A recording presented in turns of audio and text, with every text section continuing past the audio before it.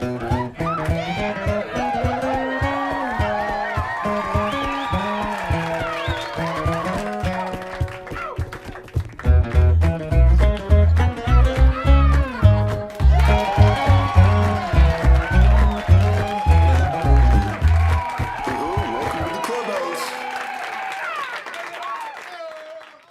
to Marketeers Clubhouse. I'm Jamie Kalon. This is episode 3 or 4 in our cannabis series, where we're sort of running through and discovering the emerging marketplace that cannabis, marijuana, weed, whatever you want to call it, is starting to produce in Canada. And for my listeners in the US, you're probably already going through a few of these things. You understand and you know that deregulation and not deregulation, but they've made it legal. However, there is a ton of different layers of regulation to be able to sell this product. My guest today has got a really interesting approach against the sale and the marketing of cannabis products in Canada. Alannah Davis, welcome. I'm happy to have you. Today I've got weed enthusiast and producer of the Marketeers Clubhouse, Jazz, because she is a cannabis expert, has worked in the industry.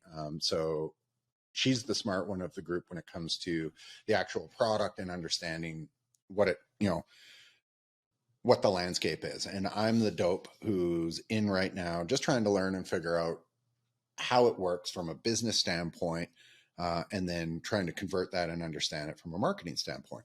Alana, I want to hear about your career and sort of how you got to where you are. And you are in Duncan, BC, which is on the island out kind of by Victoria-ish. For most people, they would know where Victoria is. And so you're kind of out in that area. Very, very beautiful piece of Canada.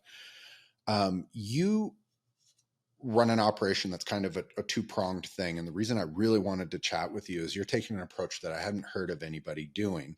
And it's closer to a winery sort of vineyard experience, very farm to table-esque kind of thing, where you're running High Point Guest Ranch, and you are also a producer and produce your own product under the brand Dabble.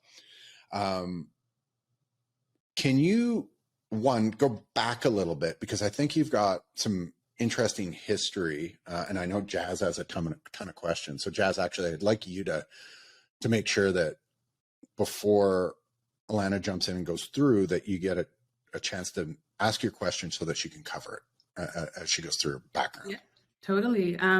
So yeah, nice to be on the podcast again, Jamie. Thanks. And Alana, I know that you used to work for Aurora, which is everyone knows Aurora, whether it's good or bad or whatever. It's a huge corporation. And I know you kind of started out in the cannabis industry there. So I was kind of wondering, what made you go from such a huge, corporation that really kind of started out with a bang and then almost do the opposite of what a lot of people do and kind of switch around and just start completely fresh doing your own thing. Talk us through a little bit of that, if you don't mind. Yeah. So, okay, we have to go pretty far back to really understand the full circle of how I got to where I am today.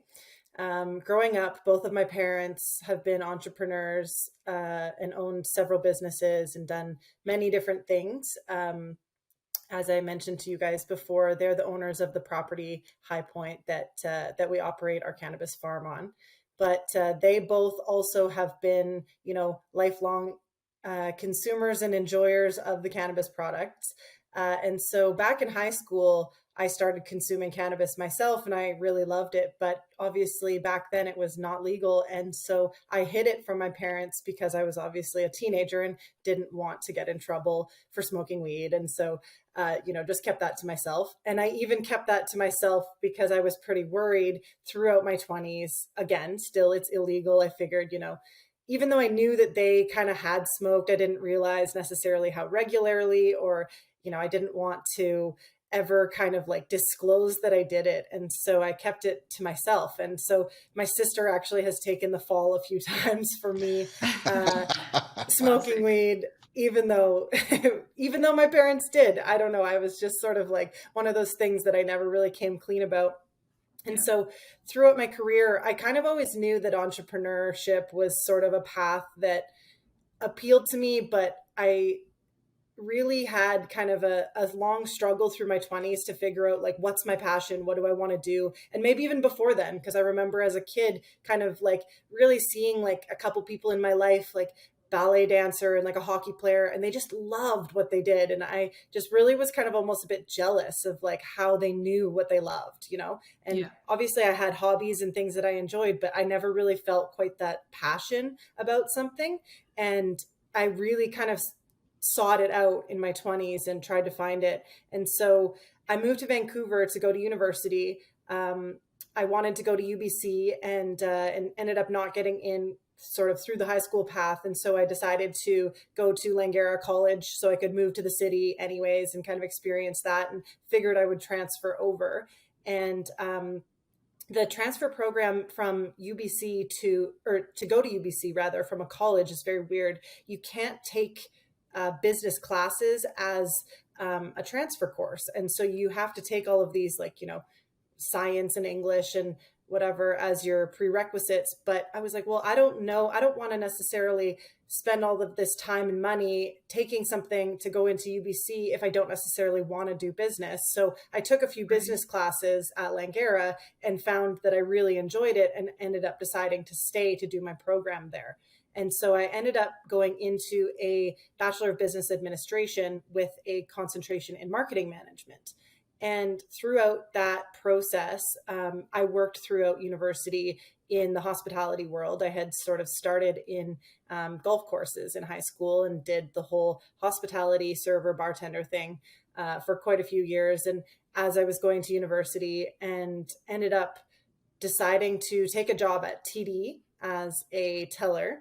And that was kind of my first taste of sales. Because as a teller, they really encourage you to kind of like upgrade people's accounts and, you know, get widgets and track that and, you know, kind of incentivize you. And so I moved up the ranks quite quickly because I kind of found the way to speak to people about different things. And I ended up going into management really young. I was a manager of customer service there at like 21 or 20. Wow. And so I was managing people who were super young, or sorry, way older than me. And it was a really good experience in management and managing different people and different personalities and the personalities of people that would come into the bank. And so, you know, kind of really getting exposure to a lot of things. It also then led me into a role of a financial service representative. And so I got kind of a good exposure to the financial side of the world and learned a lot about money. And so that helped me kind of in my personal life learn a lot about financials. And, you know, it helped me get into the real estate market and kind of learn a lot about financial you know, literacy and being very financially prudent, which comes into play quite a lot as a business owner here. And so then moving along the path at TD, I really was just struck by how rigid the path was. And you were very much like forced down the assembly line of teller, advisor, manager, assistant manager, branch manager, you know, like really just kind of like down the path. And I just saw where my future was going. And I was like, this is so boring and regulated. Like, I don't want to do this. And my degree's in marketing. I really want to get into marketing. Couldn't find a marketing job to save my life. I just tried everything. It was not a good job market, you know, whatever. So then I ended up getting a job and taking a big pay cut to go into marketing and work for Zipcar. Which was a really cool experience. Again, kind of exposure to a completely different thing, being on e-commerce, learning about that. But it just, again, like, I didn't have a passion for car rentals, you know? And so I don't know who does have, them. Yeah, who has passion for car rentals. It's like, it's unbelievable. I know. So, but again, I had brand ambassadors. And so kind of like learned about pop-up marketing and like brand ambassador marketing. And so each little sort of thing, like I definitely in hindsight, like took a lot of little nuggets from each time in my life, and as we all do. But then an opportunity came up to work for Lush Cosmetics, and it was a 3-month contract over Christmas for an order support for the retail stores to order. And I jumped at the opportunity and received some of the best business advice I ever received while working there, because I really loved the company and it was growing so fast, and there was a lot of stuff that was happening and needed to happen, but not any jobs open for, what I was kind of doing or wanted to do or anything like that. And so a colleague gave me some advice that was like, if you don't see an opening, create a proposal and ask for the job that you want or that you believe can add value. And that led me to creating multiple jobs in my future. So it started there with Lush.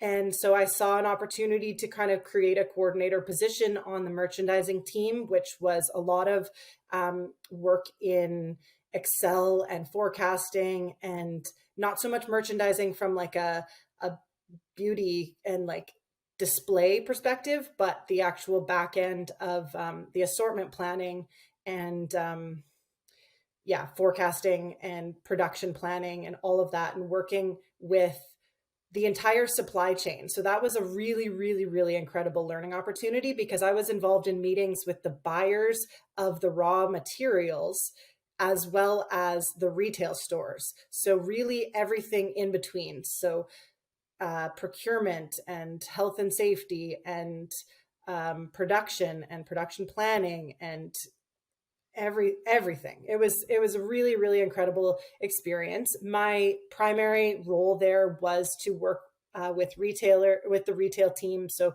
as kind of the retail support. And so again, just young and super hungry and like loved to grow up the corporate ladder. And I was just like doing really well, but I took on so much of that stress that kind of comes with the corporate hustle and, the desire to do so much. And it definitely was a good learning experience in how that affects your mental health. And I just let it get so personal for me. And I kind of like hit a bit of a breaking point. And I was so embarrassed at the time that I never even told anyone, but I had, they basically were like, my boss and my director were like, we care about you. We see that you're very like stressed at this breaking point. It was right after the Christmas rush. And obviously Christmas in retail and retail support is insane, the lead up to. And so it was just like a really like high stress time, high stakes. But I mean, ultimately we were selling soap.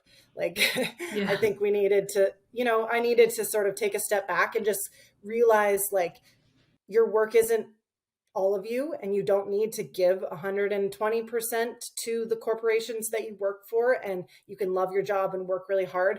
But it was a good learning lesson in kind of setting some boundaries for myself, and like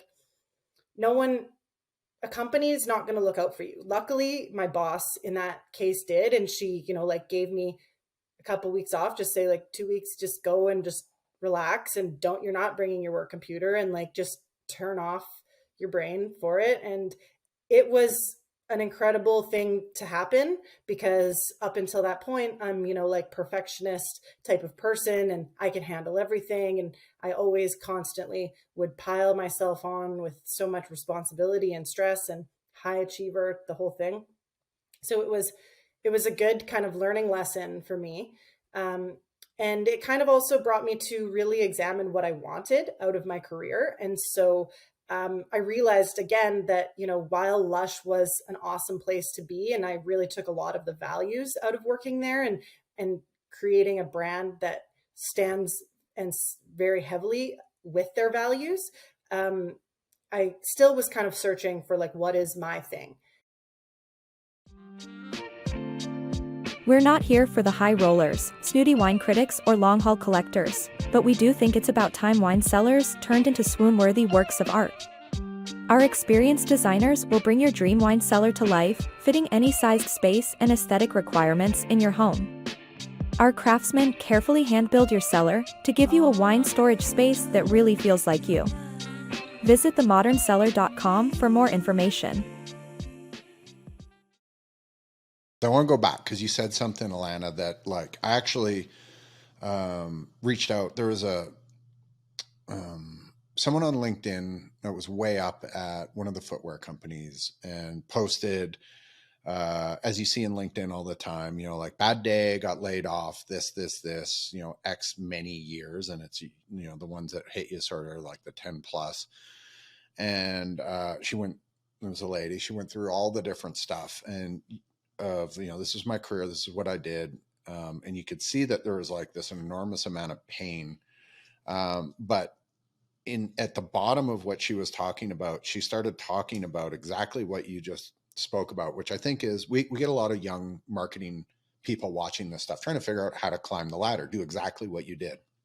And there's a few things and I reached back out to this lady. And I was like, I'm super proud. I don't know you at all. We have literally nothing in common. However, I can see that you already got over this huge hurdle. And when you work for a branded environment, and I worked for Oakley for tons of years, and I've seen lots of people come and go, they attach their personality and their identity to the brand. I am Jamie from Oakley. That's how you start introducing yourself, and you become like literally the two become really glued together. The reality is the corporations don't really care about you, even the ones that you build yourself. If they get big enough, you know, there's story time after time about the founders being the CEO and getting kicked out by the board. Like the corporations don't care. They take on their own life. And it's really important. You did it exactly right. And you're going in sort of to your introspective part, I think, of where you are going here. But to be able to look at it and go, I don't need to glue myself to the corporation. My identity is my own, not me with this corporation. And those things need to be really, really separate. For anyone listening, keep them separate. The corporation does not love you. They might appreciate you. They might value you. They might all of these other things. But as you mentioned, they don't care. Truly, it's only the managers and the people that care. The corporation itself doesn't have the ability to care. It doesn't. Yeah, it just doesn't. And you're a number on a sheet that is a very removable thing. Everyone's replaceable. So for anyone out there, take the advice from Alana, which is very great that you dove into this. I didn't expect this to go there. Don't glue your identity to your job, number one. Number two, there's nothing wrong. In one of my last podcasts, I was talking, he's the head of sales at Oakley, I believe North America, and he ran all over the place. And then he was head of sales for Quicksilver. So this is a guy who ran giant sales organizations. And the employee that matters the most isn't the one that sits there and just is there all day going super hard. The person that matters is the clutch employee that comes through when they need to come through. So being there like super long hours and doing crazy things, there's not as much value in that as a career path as you would think. There's more value in going 150% for a very short period and coming through like no one else could come through. That's where the value is for anyone learning, specifically in the marketing world, because it operates generally outside of the 9 to 5 business practice. There you go. Anyway, sorry to interrupt, but I just wanted to dwell on that for a sec. So sorry. Please, no. I beg of you, continue. That was very insightful, and thank you. So no problem. Okay, so at that point, I decided to leave Lush and start my own venture with a friend of mine. Our business idea was called Simple. We were going to create essentially like a network or sort of some hub of experts in their field to create content and make it simple in really like user-friendly TikTok-esque, this is even pre-reels, type of like bite-sized content that's useful to real life. So things like, you know, doing your taxes or dry cleaning, or just, adulting 101 basically. So that idea never really kind of took off. I couldn't figure out the revenue model. My friend and I worked at it for a little while. And I was also working part-time for another startup entrepreneur. I was her first employee. And I had bought from this brand before. She's actually like a really successful local Vancouver planner and sort of accessories and lifestyle products, still classics. So I loved working with Marissa, but I found myself, just because I was the nature of being her only employee, I was taking on so much of that again. And I was like, this isn't my dream. I wanted to leave to become an entrepreneur, not work with an entrepreneur. And so we parted ways, because I was like, I want to be you. Like, and she respected that. She's like, I get it. So I once more was on my own and was doing a little bit of sort of small business consulting. And I had one client that I was working with. And this is where the cannabis business comes into my life. So at this time, I still haven't come clean to my parents about smoking weed. I'm 27 years old. Oh, and Lord. I know, it was crazy. And so then cannabis is, becoming legalized, or it's kind of upcoming to be. And my dad decides he's like, I want to have a cannabis farm on the farm, and I'm going to start a cannabis business. And it was like, okay, like crazy, even though of course I knew he consumed cannabis, and like it wasn't exactly a secret on his end, but I just never came clean about it. And then I'm kind of sitting here at this point, I'm like, if you're starting a cannabis business, it's coming legal. Like, I got to smarten up here. So one day I just think I'm so slick. I was living in Vancouver still, Farms in Duncan. I come for a visit, and I just like, we're standing outside one day, I pull out a joint, I spark it up, and he's like, what's that? And I was like, a joint, would you like some? Just like, so cool. And he's like, I didn't even know you smoked. And I was like, like, nice. I've been managed to keep this a secret for so long. And success. Yeah. So, and then at that point, it was just kind of like, okay, this is an open thing now. And obviously they didn't care at all. My mom was like, you didn't need to hide that from us. And I was like, cool. Wish I knew that. So that kind of like connection definitely started a new layer of kind of like building a relationship with my parents, and kind of removed a little bit of like, we became more friends, I think, at that point. But my dad decided to get started with this cannabis business with some other individuals who were, experts, consultants in the space. And so I wasn't outright invited to kind of like be a part of the business. I was doing my own thing. I was living in Vancouver. I was like trying to start my own company. Like, it wasn't, I don't think necessarily like deliberately like left out. It was more kind of like, we're just doing this, we're working on this thing, whatever. And so I sort of tried to get involved a little bit with the consultant guys in the beginning.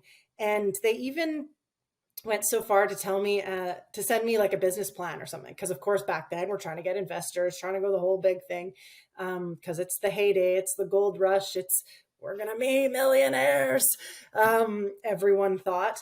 And so I get sent a business plan that has spelling mistakes and multiple fonts, and even a spelling mistake of the business name. And I was like, can I help with this? Like, I have a marketing degree, like, put me to work here. And I got told that, like the look of it doesn't matter, the presentation doesn't matter, and I was like, what? Oh my God. So I was a little bit cheesed, and I'm on the internet one day and I see a job posting for Aurora Cannabis. And this is when Aurora is poised to take over the world.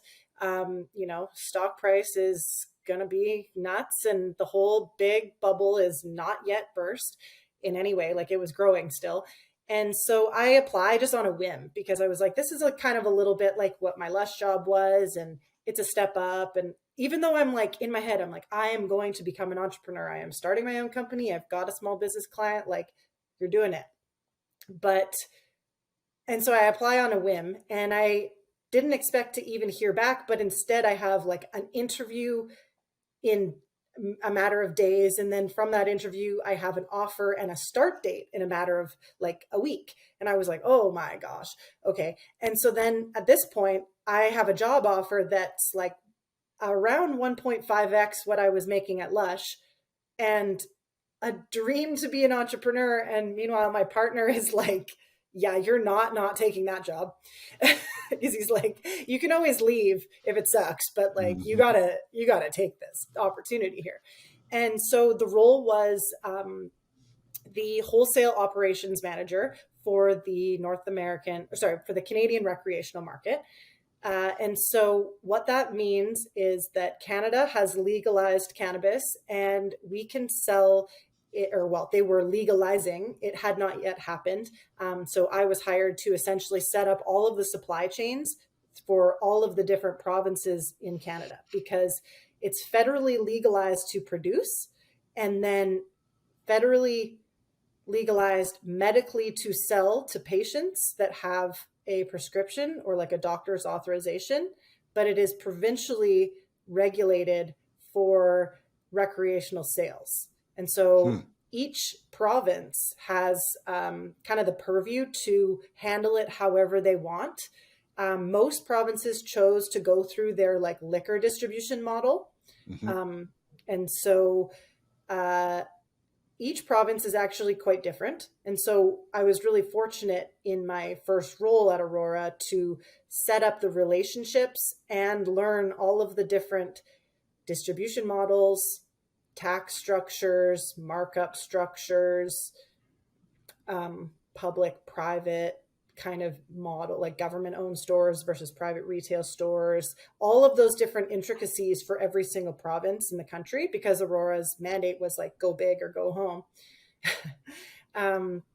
And so that was an excellent first step into setting up things for the recreational industry. And to this point, I had not been involved in cannabis other than as a consumer. Like at that point, I was shopping at the legacy retailers that were operating at the time in BC, which meant prior to legalization, BC had pretty well decriminalized, which is different.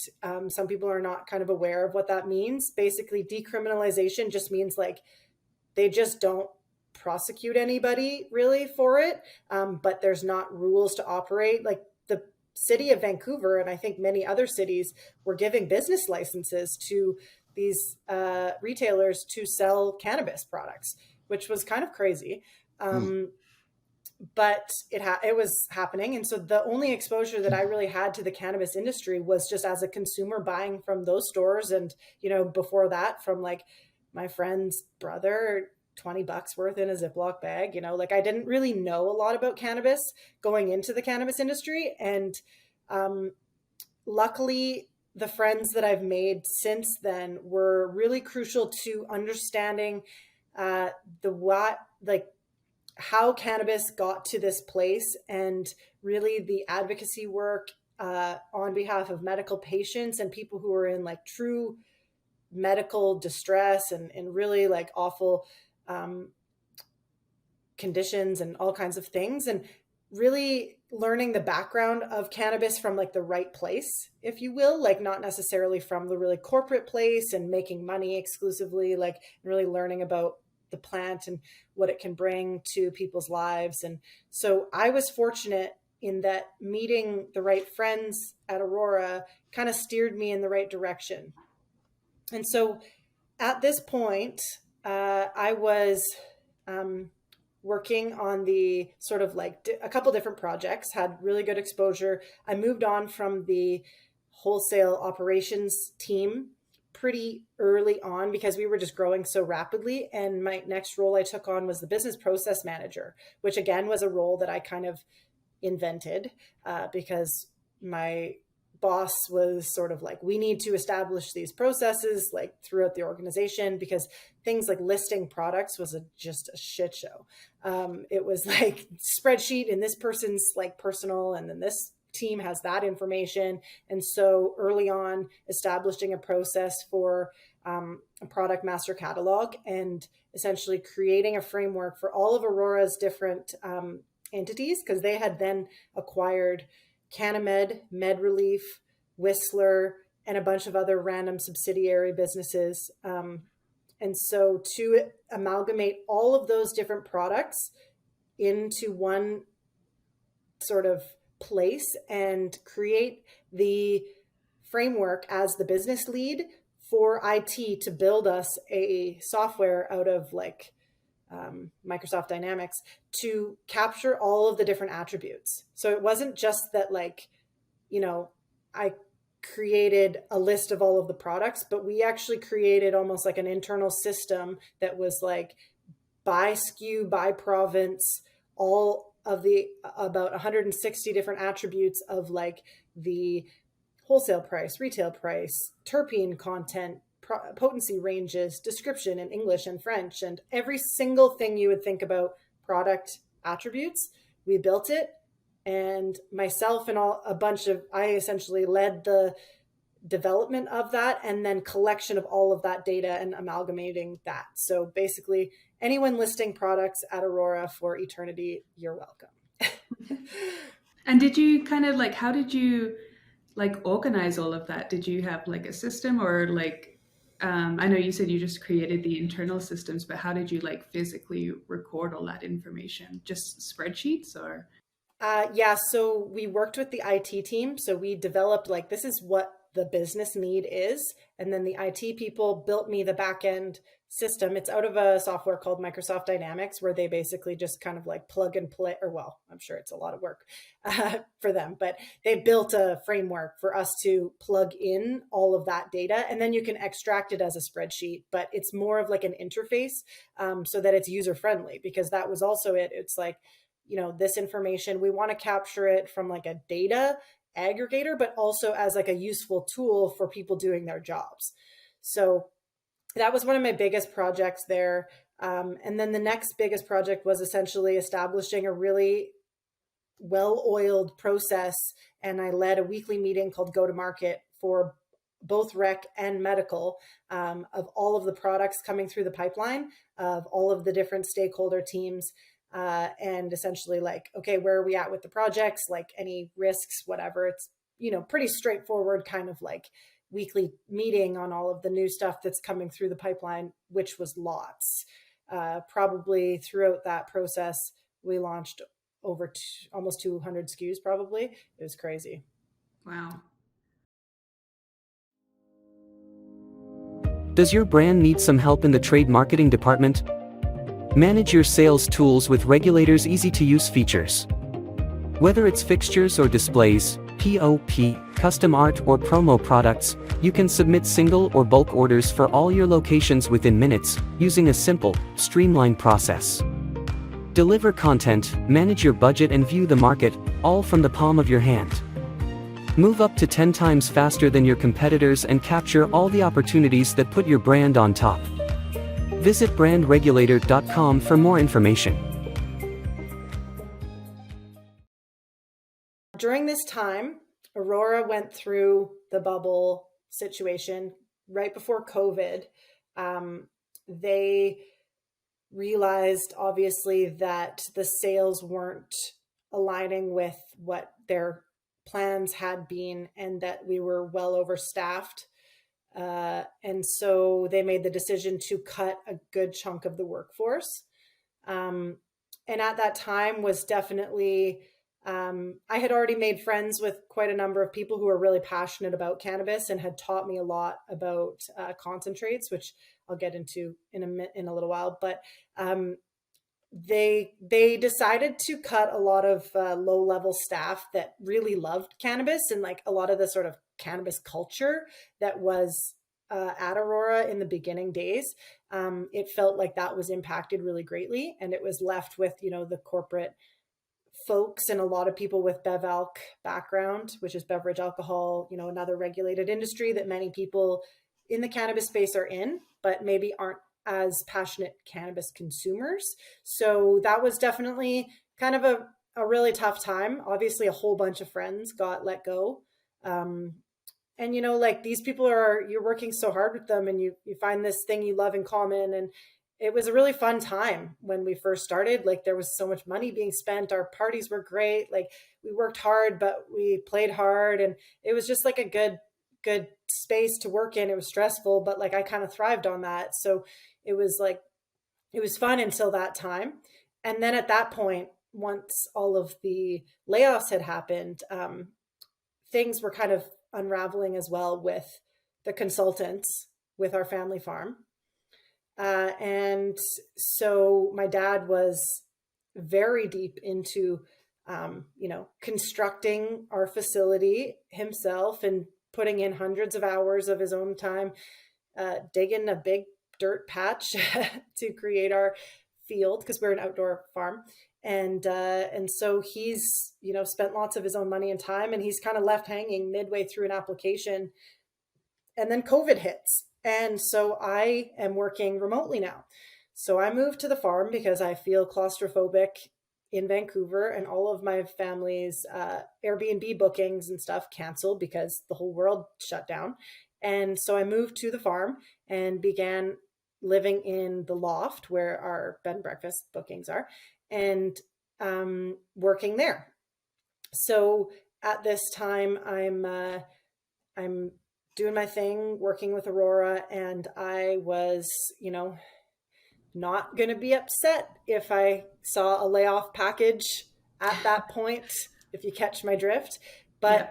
I can't help but perform at my job, like I did well and I worked hard still. And so instead of getting a layoff, I got a promotion to my last role at Aurora as Senior Manager of Product Commercialization. So between myself and another person, we split the entire recreational pipeline. So we were responsible for ideas to shelf and program managing, project managers, individual projects, and working very closely with the category managers and brand managers for each of the brands and product categories to create that pipeline of products and get it approved through the executive committees and that whole chestnut. At this time, I'm seeing what's going on with obviously my family business, and I'm realizing that my time is coming to an end. And so I was fortunate during that period. I actually skipped over a role. I was a project manager for the concentrates side of things. And so I was focused really heavily on doing research about concentrates because I had been introduced to dabbing and consuming concentrates, and I just really loved it and was kind of like, okay, I really need to learn about this. And so just by, finding that small stroke of passion of hey, I really enjoy this effect. I get given my first dab at a conference and was like, whoa, this is Can you explain what that is for me? I don't know. Yes, I can. So most people are familiar with cannabis, smoking it. And so what that is actually when you grow cannabis, it grows a flower. And so that flower is coated with really tiny little heads that are at the end of little arms. So they have a little head on them. And so all of that frost, those little heads, are filled with molecules that people might be familiar with, THC, CBD, and other different compounds that create the aroma of the plant. And these little heads are actually they're actually like a pest detector, or sorry, not detector. They're for protection. They're for protection of the plant. And so it makes these little heads, but that's actually what has those compounds that makes you feel an effect. And so when you smoke the plant, you're actually just taking off that flower and you're breaking up all of those little leaves and things, and you're consuming those heads that contain the molecules that you're after, but also a bunch of other parts of the cannabis flower that have a number of other sort of benefits and things, but you're also not necessarily consuming everything or the only thing that you need, essentially. So I've heard it described as if you do a dab, you're consuming essentially a concentrated version of just those heads, which are called trichomes. So those heads, you're just consuming the sort of the good stuff. So if you were to compare doing a dab, which is vaporizing those heads in what's called a dab rig, so it looks like a bong, but instead of a bong, you have a little bowl here. This is made out of quartz, and you heat this up, and instead of burning the cannabis, you actually vaporize it. So it melts, and you inhale the vapor, similar to a dab pen or a vape pen. But when you smoke a joint, you're combusting and you're inhaling the smoke, and same with a bong. So you're burning it. And so if you do a dab, you're kind of consuming the pizza. And if you smoke a joint, you're consuming the pizza and the box. So obviously a lot of people love joints and smoking cannabis, and that's okay. But when I had a dab for the first time, which is essentially, like I just said, the melting of that extract product, it was like a really different experience to what I had enjoyed in smoking before. It was like a really clean, crisp, head high. Like I felt very uplifted and kind of like exhilarating, and just like really enjoyed it. And so that first time I did that, I was like, wow, that was awesome. And so I kind of continued to, hang out with those friends that introduced me to that. And they actually had a club on Fridays after work where they would press rosin. So it's a machine that essentially has 2 heated plates, and it uses pressure and it squishes, and you can do it with dried flower. And so you squish the cannabis, and those little heads actually kind of melt, and through a really fine micron bag, which is like a tiny mesh, it comes out the concentrate extract, because you're basically like popping those heads, and all of that good stuff that kind of comes out of the mesh bag is just that THC and terpenes and things like that, which kind of create that effect. And then you take that product and you put it in your dab rig and you apply heat to it and you vaporize it. For anyone who is not familiar with a rosin press or, extracts or stuff like that, definitely Google it and watch it on YouTube, because it is so satisfying to watch. From brand development to simple market executions, 54 Blue helps brands of all sizes grow with sustainability in mind. Their full stack range of services include print, fabrication, design, web, interactive, content marketing, brand consulting, creative strategy, and more. Join some of the world's largest brands and lean on 54 Blue for your next go-to-market. Visit 54blue.com for more information. My time at Aurora had kind of come to its natural end, and I had kind of decided that that was the right time for me to make my exit.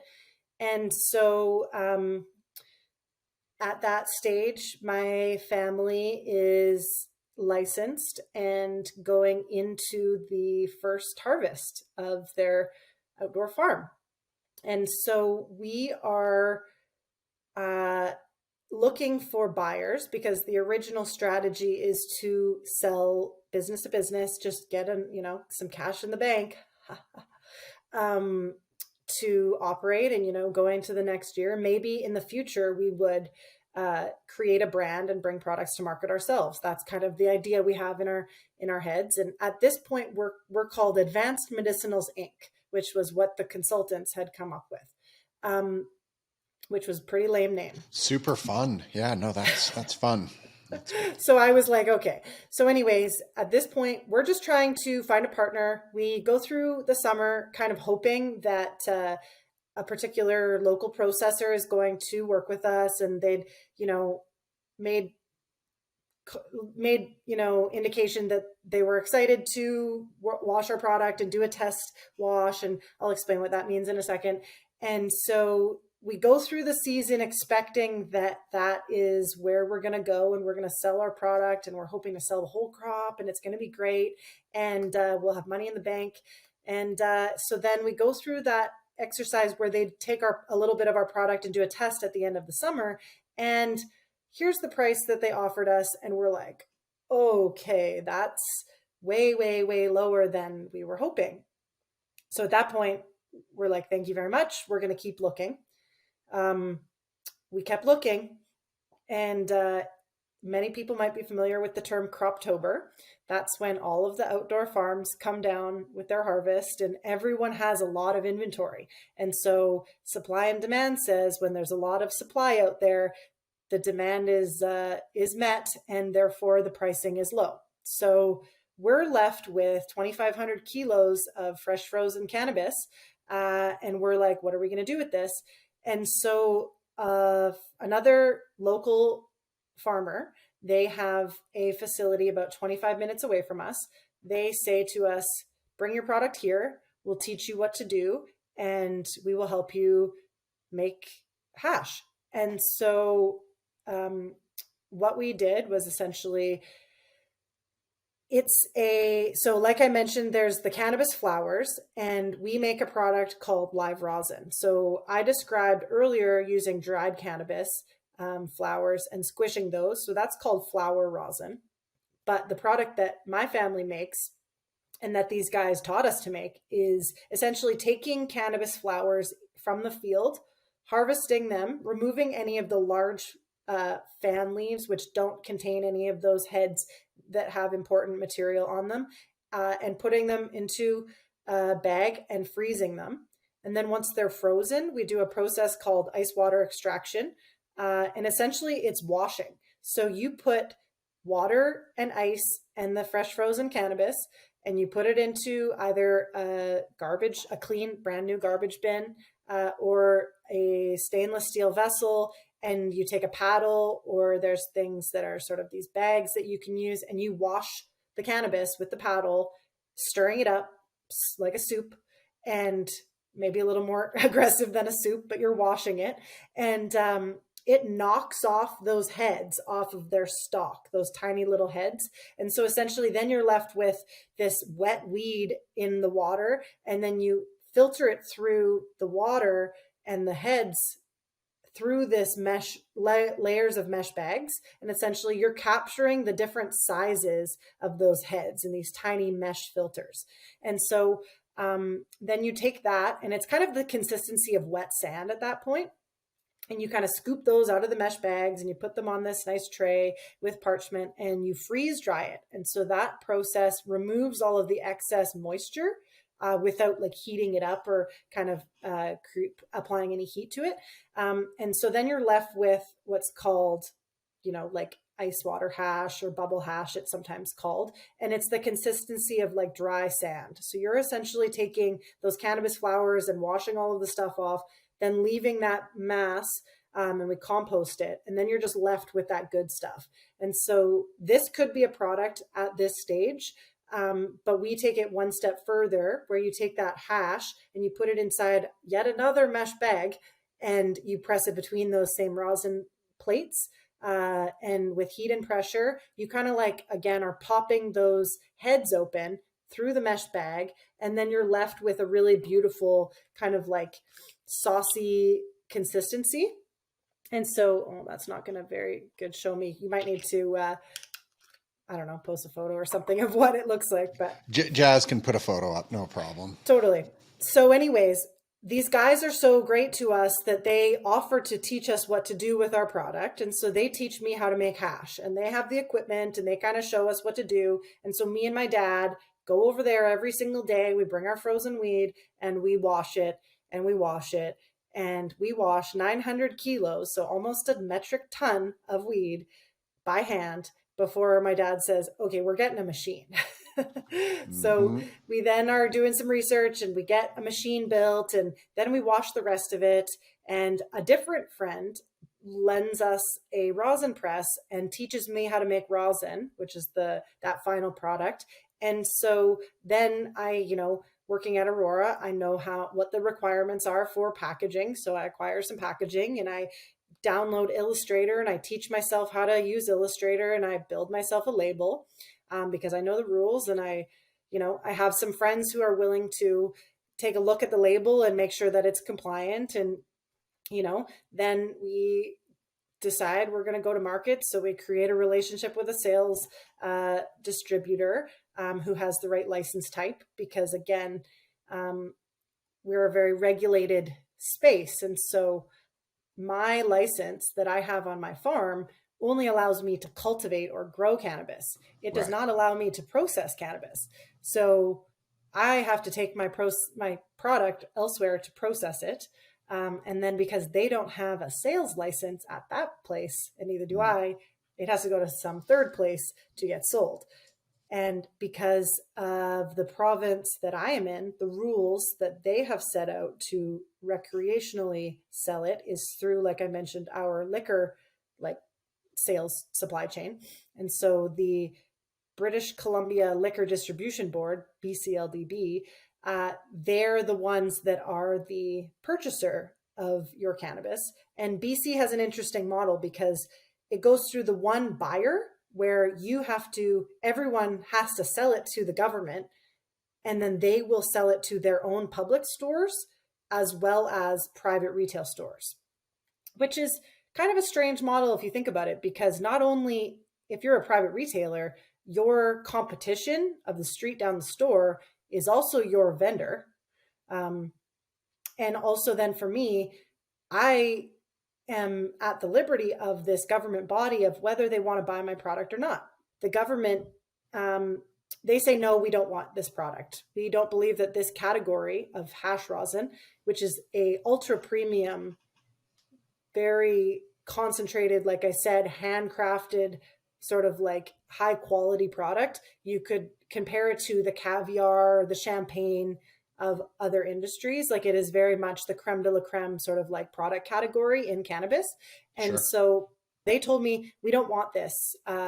We aren't going to take it for our public stores, which is a good chunk of sales. And if you want to sell it to private retailers, you have to lower the price by $5 a gram. So it was a price driven decision on their side. They were just like, it's too premium, it's not going to work, we're going to get backed up with this stuff? Or what was their reasoning? Pretty much. They had people try and enter that category before, and they were at a higher price point even than what I was trying to sell at. And they got burned because they bought a lot and it was not good. And so then the government's ultra cautious. And because unfortunately the people who work for the government aren't always, cannabis connoisseurs, because that's not how the government works. They hire, using seniority, and it's a union type environment and things like that. And so the people who I'm selling to don't have the same, like A, consumption habits as me, and B, knowledge of this particular product category, because it is pretty niche and it's expensive, and it's not necessarily a category that all people are aware of or understand. And so I basically, at this point, I say like, okay, I guess I'll take $5 off, because what choice do I have? Right? Like I don't have another way to sell my product. I can't go around them. I'd have to go to another province, which has, different challenges. So I guess I take it. Are your products 1 gram or half gram? 1 gram. Oh, okay.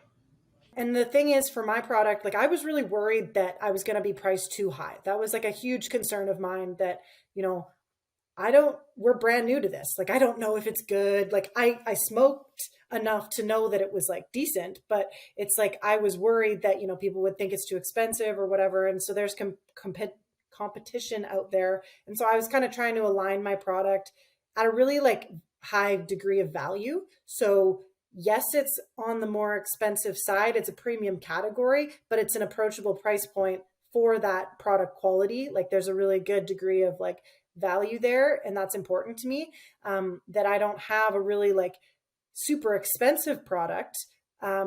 It's an expensive category, but it's an approachable price point within there. So anyways, then I go to market and I finally get an order from the government, 50 cases, so excited. Oh my God, we ship it in, and then the government goes on strike. And so of course, their warehouse, or actually their whole entire public employees union staff goes on strike at the time. And my order arrived to the warehouse a couple days before, doesn't go up for retailers to purchase. They go on strike. No one can order any product. So at this time, no one in the province is able to order any inventory at all. And the government had been working on a program called direct delivery, which is a sort of means for them to give small British Columbia producers a bit of a leg up. So if you are under a particular like cultivation threshold of how much you produce, you're allowed to sell through a person with a sales license direct to retail stores. So instead of getting bought in by the government and going through their central distribution warehouse and getting shipped out to the stores, you can actually like converse directly with your customer, like, you know, a normal business, and they will buy it from you. And when they set up that boutique sales channel, is there thresholds, like you can sell only a percentage of your gross, or was it like you can, as long as you're under the threshold as far as your harvesting, I'm assuming that's what it would be based on. Correct. That you can then just go direct to the consumer. And did that actually stick? Is that in place today? Yes. As a thing? Okay. However, not direct to consumer, direct to retailer. Yeah. Yep. Direct B2B. God forbid you sell your product to a customer. At Harper Lee Law, you get experience when it matters the most. Our founders, Harper Lee, a distinguished member of the King's Council, and Paul Frank, a Law Society of Alberta Audit and Finance Committee member, have over 40 years of experience providing legal services in Alberta and across Canada. While legal matters are complex, Harper Lee Law's approach is simple. We understand that money matters, which is why we make efficiency a priority and strive to provide the best possible legal services at an affordable price. We believe in complete transparency every step of the way, so you can trust us to handle your legal matter with the care and expertise it deserves. Visit harperleelaw.com for more information. We were fortunately included in the small producer category. And at this time where there's a strike, there's a lot of pressure from everyone in the industry saying like, hey, we can't get product, at least approve this direct delivery program that you've been talking about. It wasn't in response to the strike. It was already like in the works. And so they said like, let this happen, like turn it on. And because otherwise like we're laying off staff, we're shutting businesses, like people are closing their doors, like we have nothing to sell. And so they turned it on. And at that point, we had product ready to go. And we were the only producer in the province that had any concentrates to sell, because any other producer that qualified for this was just a flower or maybe pre-rolls producer. And so at that time, for a couple of weeks, we were actually the only concentrate that you could buy in BC as a retailer. So that was a really exciting way to kick off the launch, because as I said, my first order had gone to the government, but it had never gone out to retail stores. And so I had already had a retailer education day event planned at the farm for one weekend in August last year. And so the Friday before this weekend event, the government says, hey, direct delivery, it's on, go ahead. And here are the approved vendors. And so I was an approved vendor. And so I had all of these retailers already coming to my farm. And so I had my distributor bring all of my product to the farm for the event. And these retailers were able to purchase my product from our farm. Doesn't get luckier than that. I have a question. The stuff that you delivered to the government, do they prepay for the product, or does it go on terms? Like, are you like hung because they can't actually move it out the door? Like, what's the process with that? Yeah, so they did something pretty weird. When they order it, they pay on a net 30 of delivery to your sales people, and then your sales people will pay you. And with that instance, I think that they shipped everyone back the product. I don't know this for sure. I know my product got shipped back to us, and then at our cost, shipped back to the warehouse and eventually sold a week or two later. It wasn't on strike for very long. I want to say maybe like 10 days, 2 weeks. But enough time to, have a nice little whatever.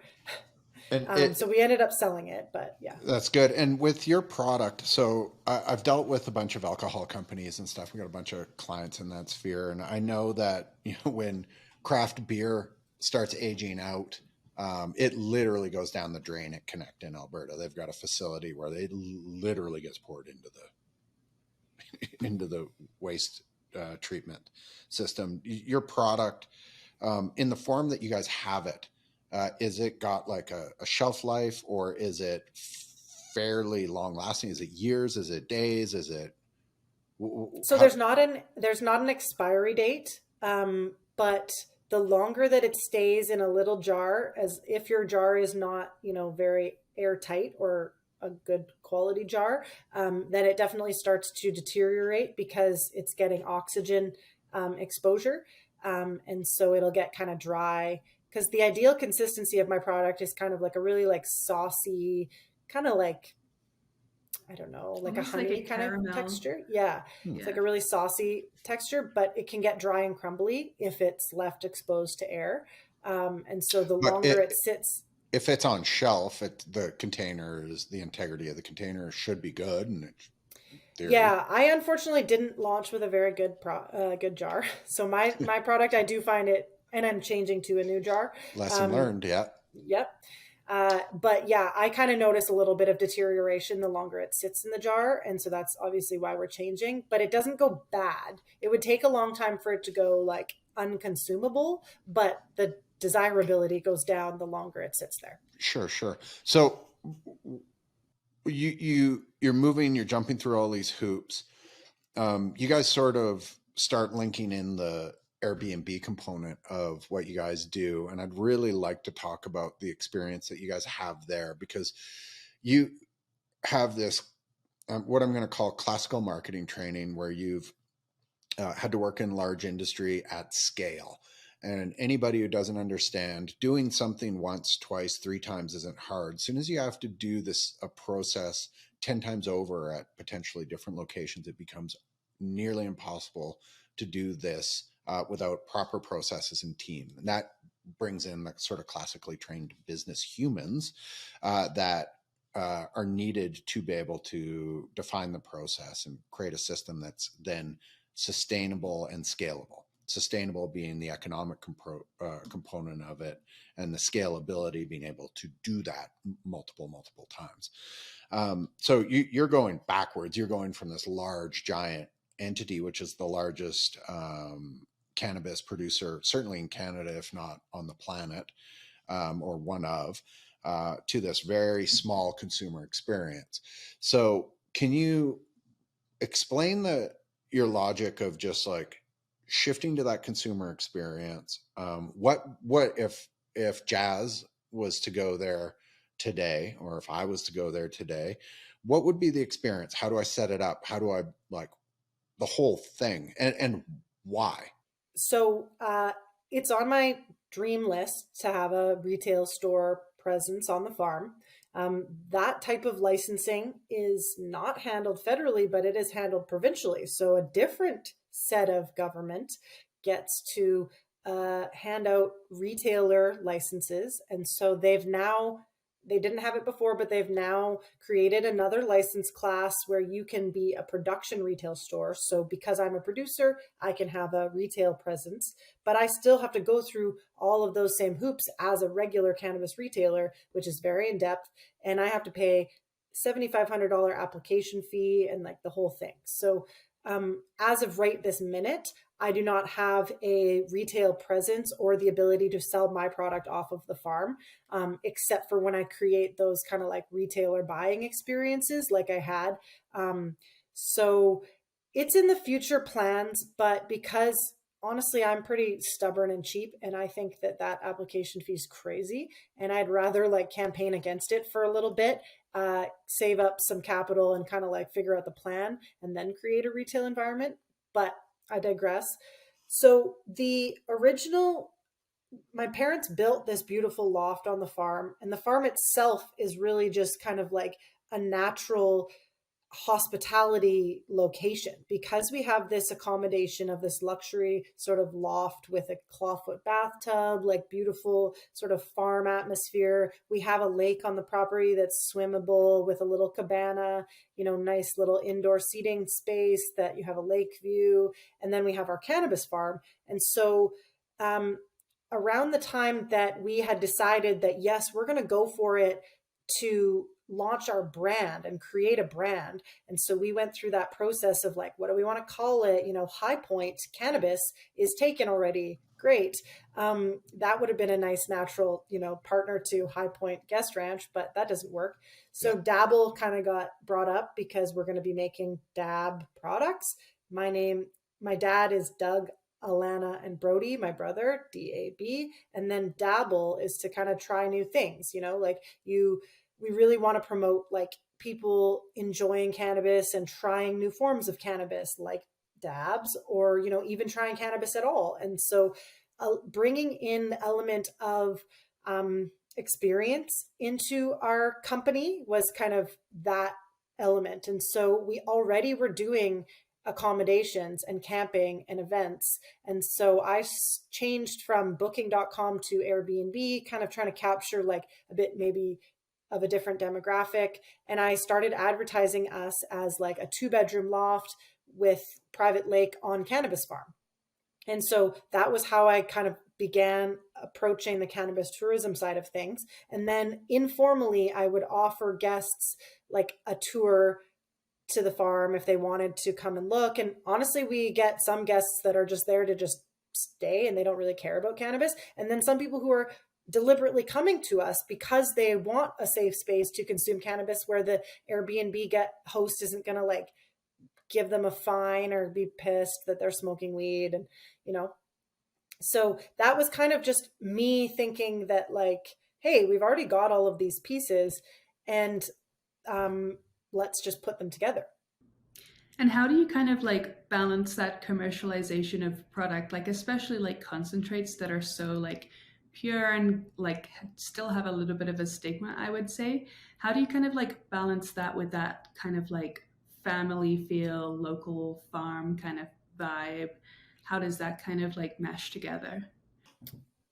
Well, I would say that it's definitely an exercise in like kind of creating a brand for starters. Like I didn't ever really think that I was like creative, even going through the marketing program and everything. Like I never thought that way. And then I realized that that's completely not true. And I kind of realized that when I was creating Dabble, we talked earlier about like not making a corporation your identity.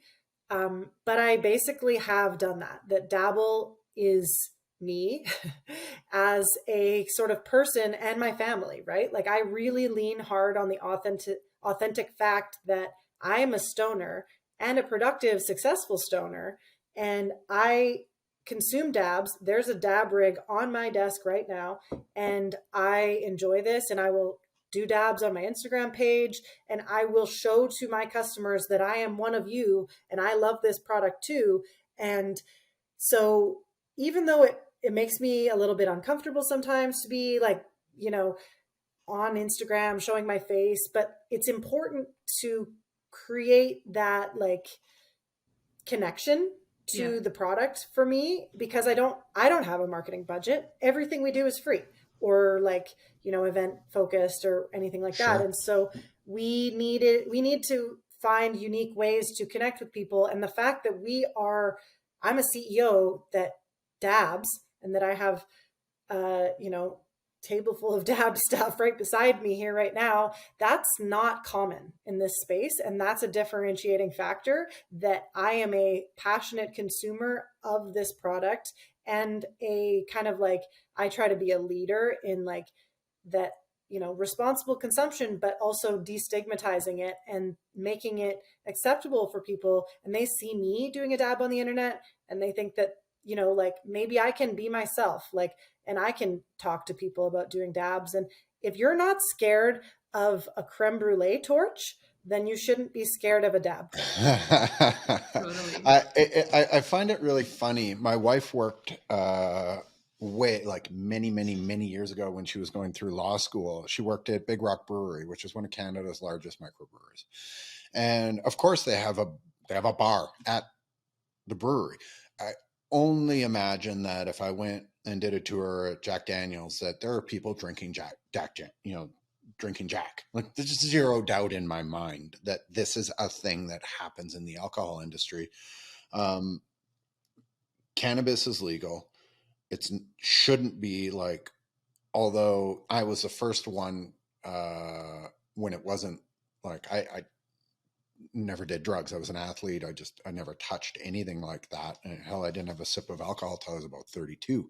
But the reality is that there shouldn't be, once it's legal, that stigma should go away. It should go away faster.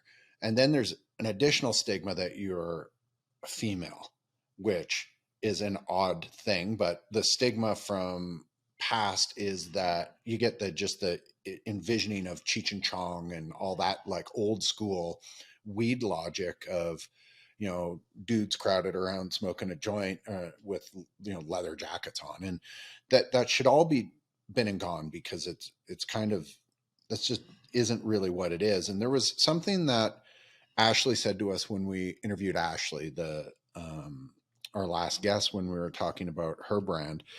And she threw out a stat that once they got into it, when she originally created her brand, the pushback from the buyers at the government was that there wasn't not enough female consumers to support a female-centric marketed brand. And then she threw out a number that actually 60% of consumption through those channels was by female. And which is, like, to me, that seems shocking, that I would have never guessed that. I would have thought it would have been the exact opposite of that, 60-40, maybe 70-30, like didn't resonate. I would assume if I looked at beer, it would be 70-30. And if I looked at wine, it would be the exact opposite. And so these are misconceptions. These are, I'm looking at things kind of stereotypically, but it was shocking that number is actually what it is, that the female population consumes at a higher rate, which, hell, I wouldn't have guessed. So your story is really interesting. It's super inspiring, the way you've moved through your career. What's next? What's the next thing for your brand? Like, to me, obviously, like, you've got this insane ability. And sorry, I was under the potentially slightly misconception that you guys were able to sell at your location that you're at, which to me seems insane. If I can go and stay at a vineyard and literally drink at the site and buy product at the site and put it in my vehicle, it's crazy that in cannabis it's not. Now, I do understand the government's apprehension. It's a new product. It's kind of scary. It's been illegal for a really long time, 100 years ish. I don't know, something probably around that mark. It's got a ton of stigma around it. I get it. Governments, I get it. However, it's stupid. It's probably a safer product than alcohol net for society. It's I don't know, it just blows my mind. So anyways, what's the next thing for you? Where do you take your brand? Where are you guys distributed? Are you in every province? Where are you out of? Just in BC? We're just in BC right now. Okay. I wanted to ensure that we had really good distribution and like a good foothold in BC before we expanded, but it is kind of in my plans to expand to another province.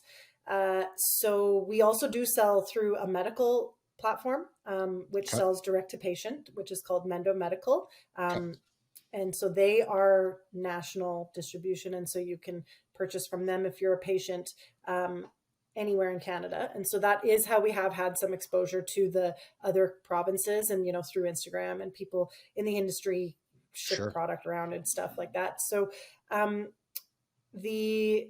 this year we'll bring a exciting partnership with a friend of mine who I met, and she is a longtime legacy topical producer. So her company is called Blissful Alchemy, and she makes really beautiful face oils, beard oils, shampoos, face washes, really muscle rubs, all kinds of really amazing topical concoctions that she not only produces herself, but also oftentimes is growing and extracting the other herbal ingredients.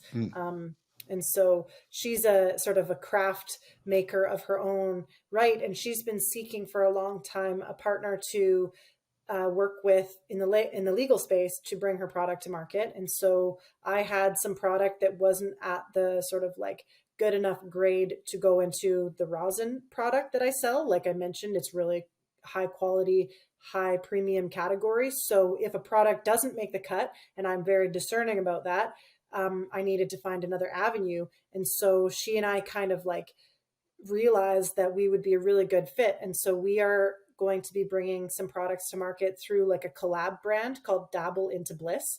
Cool. And so that will be, we'll be starting with a face oil, a beard oil, and a pleasure oil. And are those THC and CBD combined, or is it CBD exclusively? Can you, through your process, can you separate out the two chemicals, or is yours a combination of both all the way through? How's that work? Our products are THC dominant and don't really contain a lot of CBD. I can purchase CBD and add it, but it's unlikely that we will go that route, given that it's kind of intended to find an outlet for product that's not for my, you know what I mean? Like it's kind of like a secondary outflow route.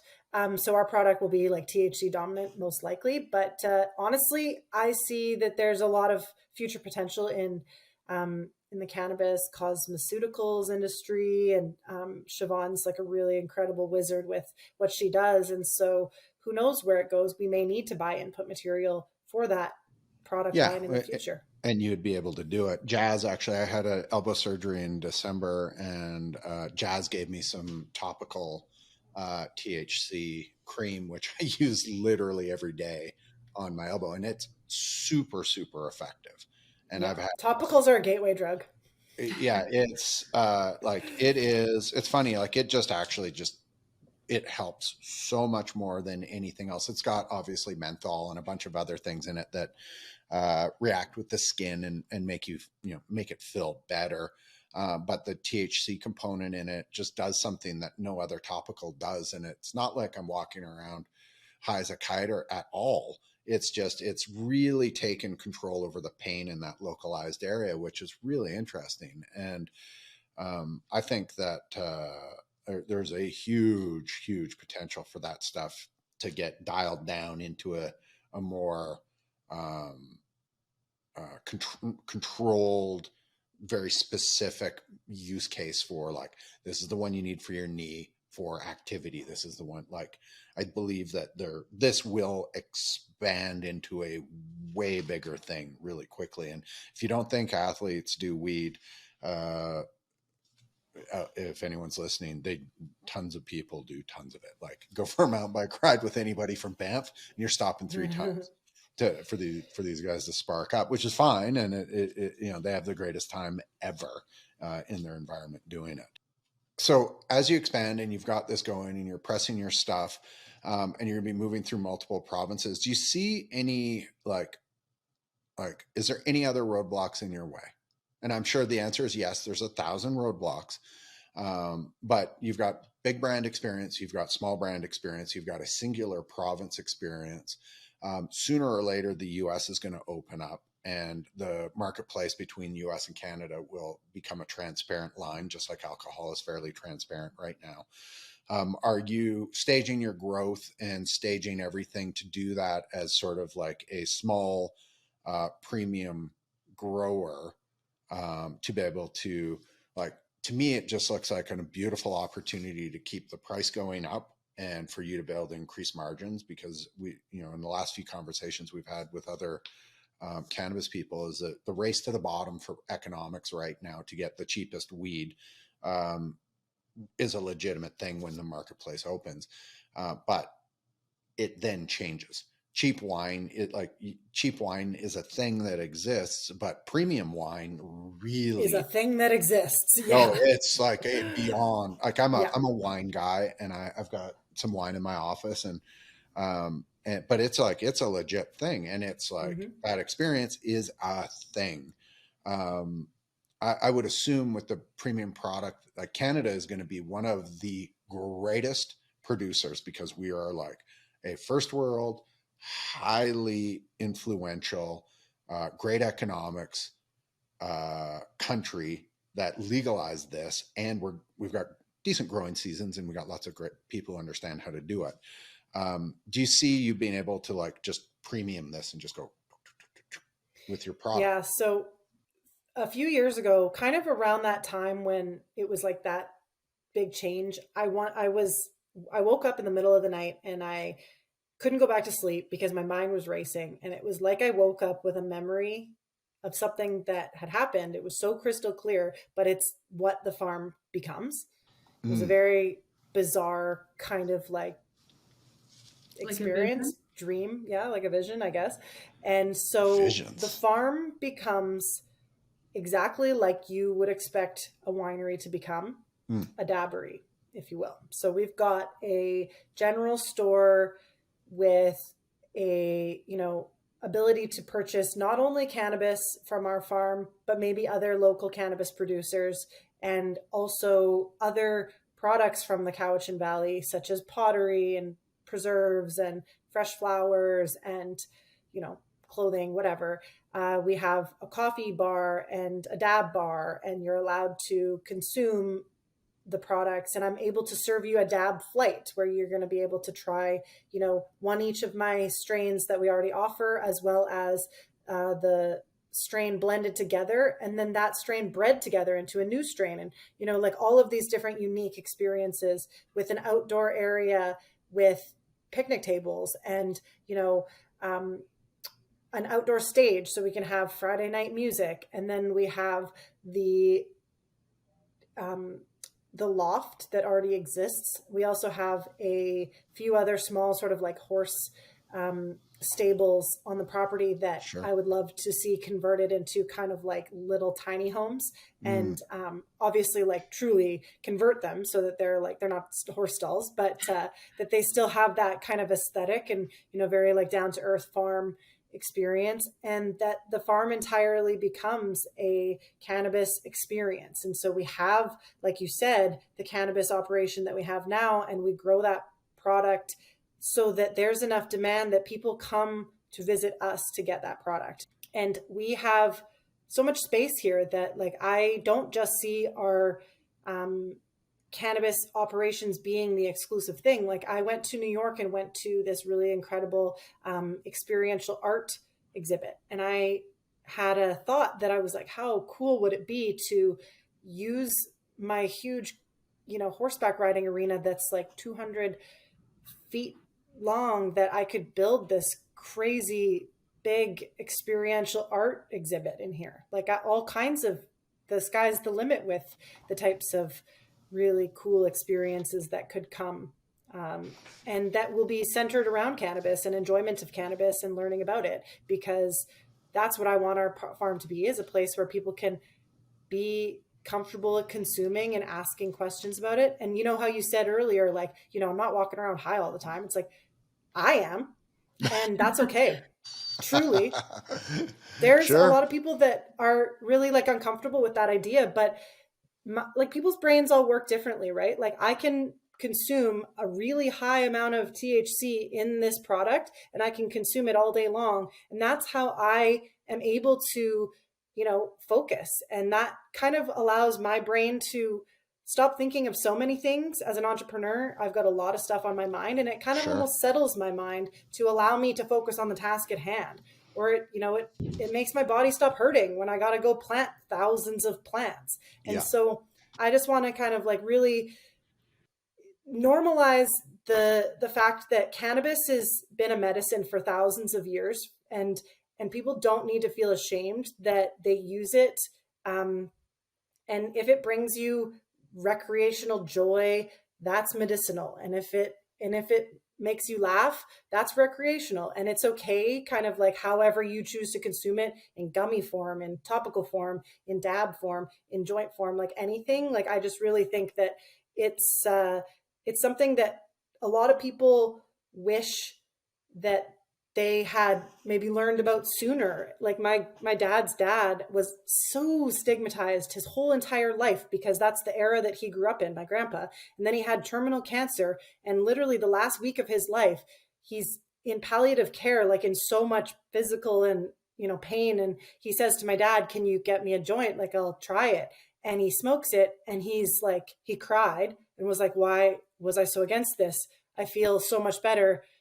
And unfortunately, that could have helped him for much, much longer in that end of his life and made his life a lot less, painful at the end, and, allowed him to eat and all kinds of things. And it's like, people don't need to be as afraid. Like, there's places like our place, and many other places coming along that will help you kind of like learn about it, and if it's for you.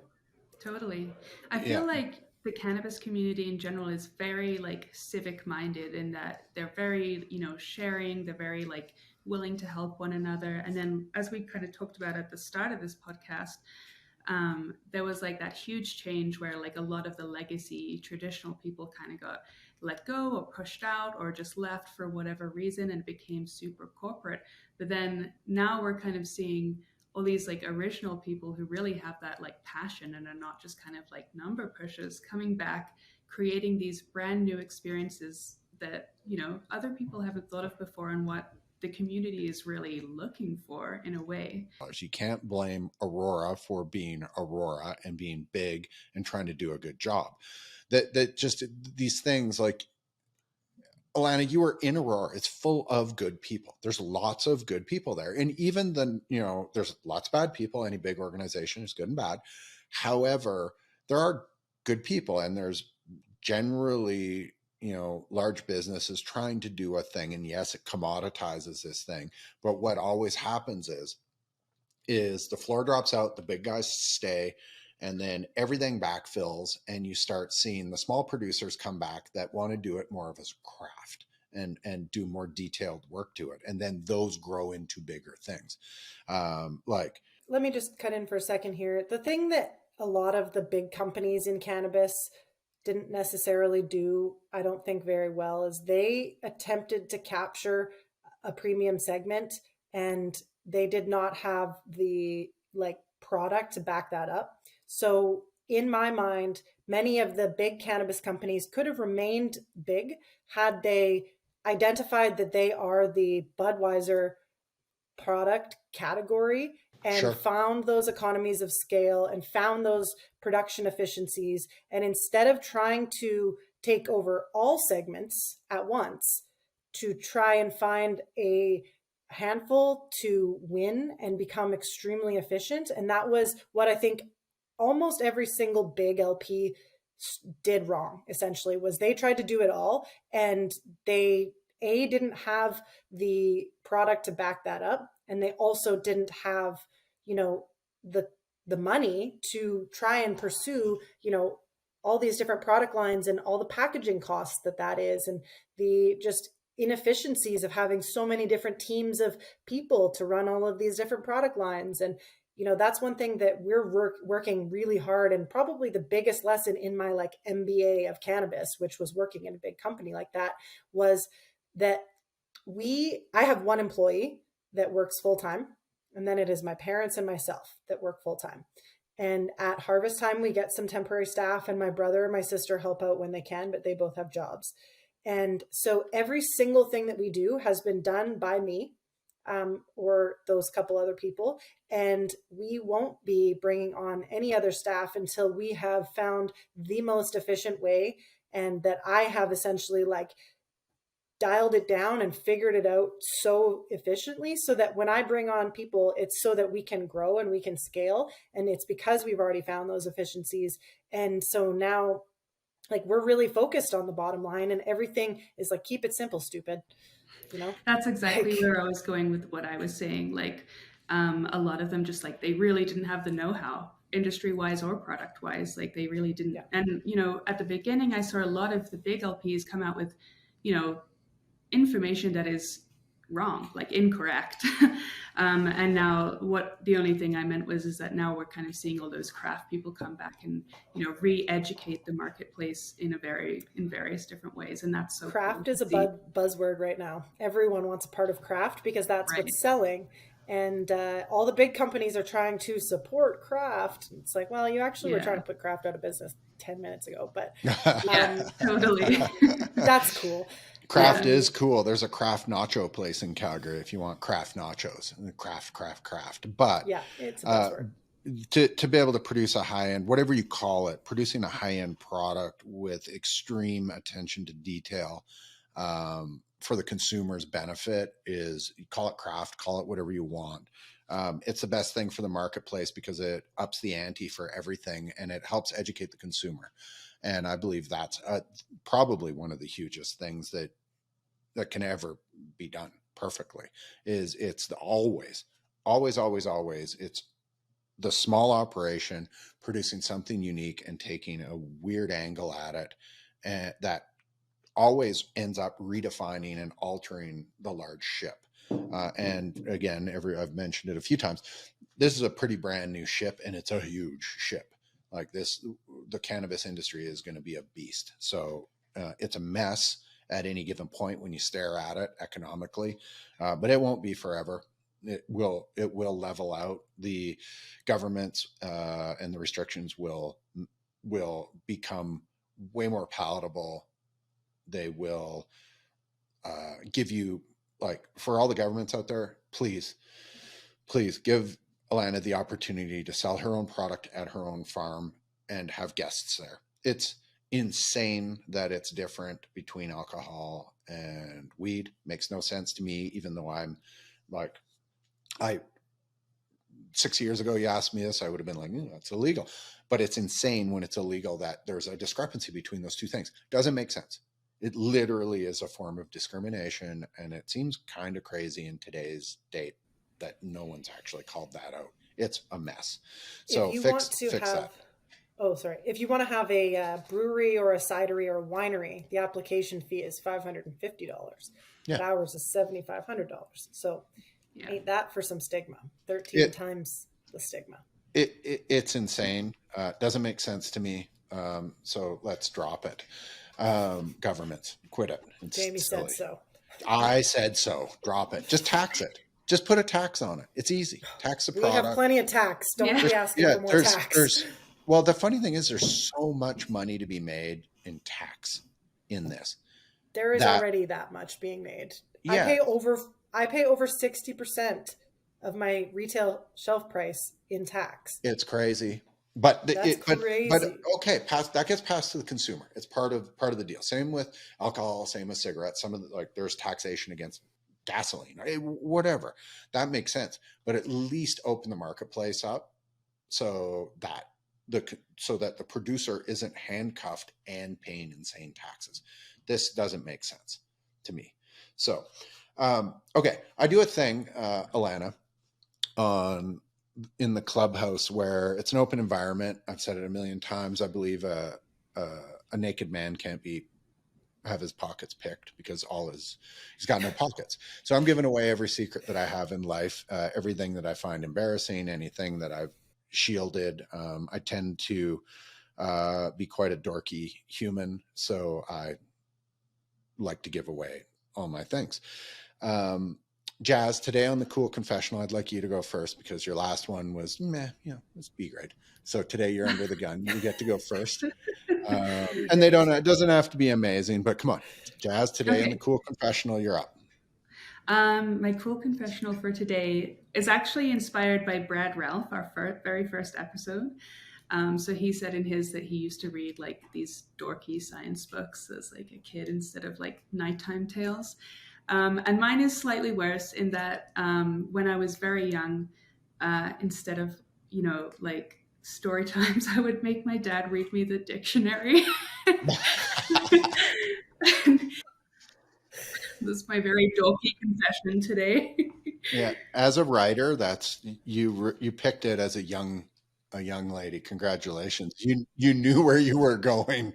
I did. Well, a two-parter to this is that around the same age, I used to write my own books and then hide them in grocery stores for people to find.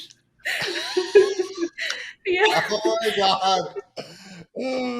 That's so cute. Very cool. I love that. With me. So that's my cool confessional. I love it. I'm tossed. I don't have any great ones out that I can do today, but in the honor of marijuana, and I've spoken about it a bunch of times. I haven't done drugs. I've never seen cocaine. I've never dropped an acid. and acid. That's so funny. Never dropped an I acid. gotta call Mr. Google later as well. I one of my friends and knew this, and my wife knew this, and she's participated in her youth in some of this stuff. And a friend of mine who was a national team coach, Olympic coach, had an athlete who actually ended up being a very famous athlete. They found out, and so they like got me over to his condo, and the athlete came over, and he had like a volcano, one of those like it produces a big bag of vapor. Jazz, please, if I'm saying it wrong, tell me, but it was this big volcano thing. And they're like, do it, do it, do it, do it. And there's just like this insane pressure. So I sucked it in and I kept it in my mouth. I blew it out and I pretended to be high for about an hour.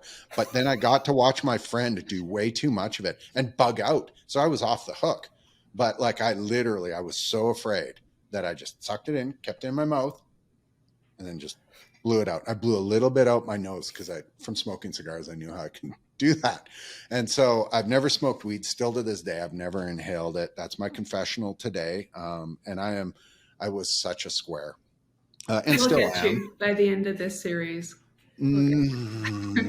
Well, we'll see. I've learned to never say never in life because it's a fairly sliding scale of reality. So that being said, and I've happily admitted to this, the medicinal purposes of those gummies, like when my elbow was sore and instead of taking opiates, taking those weed gummies was game changing. I could function, I could work, I could do everything. And I just didn't really hurt. It was just, everything was so much better. And to be honest, to Alannah's description before, I was super clear and like I was creative and it was great. So I am a fan of cannabis. I think it's a great product. I'm just still a little bit square about how I'm going to ingest it. So that's my confession. It kind of makes you wonder though, hey, when you think about it, the fact that it's a plant that grows outside in my field and, we make it into a little gummy for you to have, and it's a plant. It would be the same as you had an echinacea tea. And Totally. that has been so aggressively criminalized and it's actually heartbreaking. things. Yeah, it's heartbreaking that it is, because I think for society, like, I don't know if it was big pharma. Like somebody needs to really tell me what the deal is and how this got so screwed up. But the fact that like if it's a criminal thing and you're importing tons of it, should you go to jail? Yeah, I guess, you are officially breaking the law. I understand that, but it's not really that dangerous of a product. It was just sort of like a big construct of a problem, not necessarily a problem. And don't get me wrong, I think there's lots of drugs that actually are realistically could be very problematic, and some of them legal, like Oxycontin. Like Oxycontin. Oh God. I watched, this is our longest podcast to date, by the way, so congratulations. I watched just before I had a knee surgery early December, and end of December, I had an elbow surgery. And so, because I wanted to get them back to back so I can ride my bike and play tennis in the summer.